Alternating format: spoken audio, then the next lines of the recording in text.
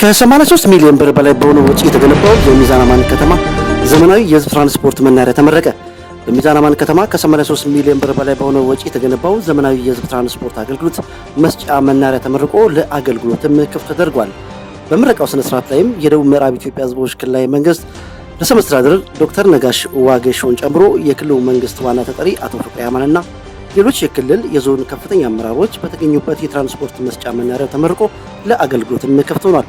መናኸሪያው የህዝብ ትራንስፖርት አገልግሎትን ከማቀላጠፍም ባለፈ ለሁሉም ተሽከርካሪዎች መነሻና መዳረሻ ጣቢያ በመሆን ሰፊ እንቅስቃሴዎች እንደሚያደርጉም ያስችላልም ተብሏል።